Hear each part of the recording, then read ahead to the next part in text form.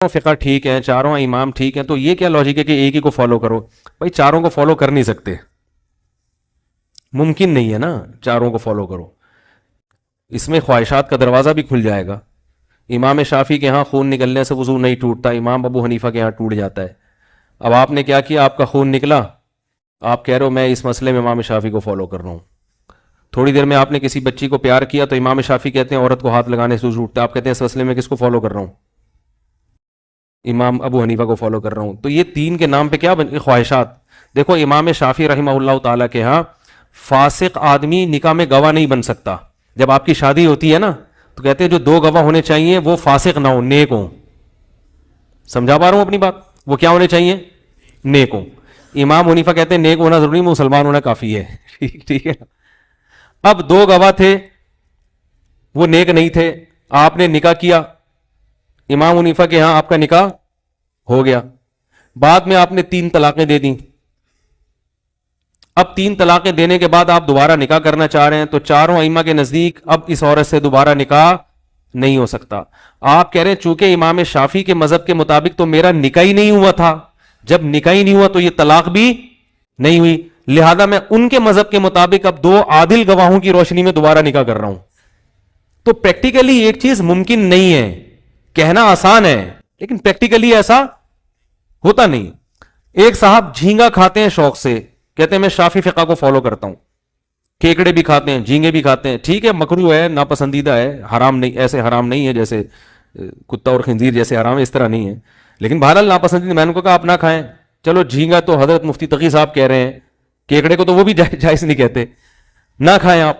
تو وہ کہنے لگے کہ میں اس مسئلے میں امام شافعی کو فالو کرتا ہوں۔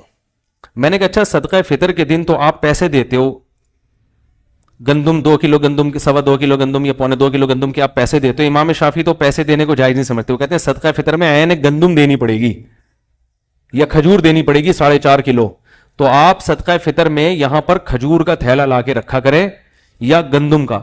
کہتے ہیں یار اس مسئلے میں کس کو فالو کرتا ہوں؟ تو جہاں بات بنی ادھر لڑک گئے۔ اس لیے ائمہ نے دین کو تماشا اور کھیل بنانے سے منع کیا کہ بھائی جب چاروں برحق ہیں تو برکت اسی میں ہے، نفسانی خواہشات کا غلام بن جاتا ہے انسان، وہ اسی میں کہ ایک فقہ کو کیا کرو۔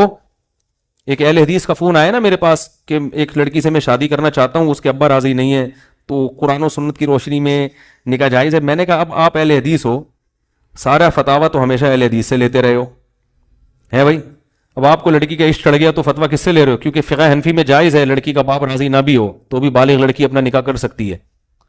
کہہ رہے نہیں میں کسی فقہ کو فالو قرآن حدیث کی روشنی میں بتائیں۔ تو میں نے کہا آپ اہل حدیث سے اب تک اس لیے پوچھتے رہے ہو کہ آپ کے خیال میں وہ قرآن حدیث سے بتاتے تھے اور آپ کے خیال میں اندھا مقلد تھا۔ اب اندھا مقلد آپ کو، آپ کے خیال میں، حالانکہ میں اندھا مقلد نہیں ہوں، آپ کے خیال میں جو اندھا مقلد ہے وہ اب قرآن و حدیث کے حساب سے گائیڈ کرے گا آپ کو، اور جو وہ لوگ تھے وہ اندھے مقلد ہو گئے اب۔ تو میں نے اس کو نہیں بتا، میں نے کہا جاؤ ادھر ہی جا کے ان سے مسئلہ پوچھو۔ سمجھ میں آ رہی ہے بات؟ ہاں کچھ مسئلے اہل حدیث کے اجماع کے خلاف ہیں، وہ تو میں بتاتا رہتا ہوں، وہ بالکل اس میں آپ کسی کو، اس میں تو کسی ایک کو فالو بھی نہیں کیا جا رہا، اس میں اجماعی مسائل میں تو حنفی شافعی نہیں ہوتا، وہ تو یہ حنفی شافعی تو فروعی اختلافی مسائل میں انسان ایک کو فالو کرتا ہے، جو اجماعی مسائل ہے اس میں تو 5 نمازیں ہم اس لیے تھوڑی پڑھتے ہیں کہ امام حنیفہ نے کہا ہے، امام حنیفہ کہے نہ کہیں وہ تو پڑھنی پڑیں گی آپ کو، وہ اگر کہتے 4 ہیں تو امام حنیفہ نہ رہتے، وہ مجتہد ہی نہ رہتے۔ تو یہ وجہ ہے کہ ایک کو فالو کرنا چاہیے۔ سبحانک اللہ، جی دل سے دعا اللہ تعالیٰ شفا عطا فرمائے۔ سبحانک اللہم و بحمدک، نشہد ان لا الہ الا انت، نستغفرک و نتوب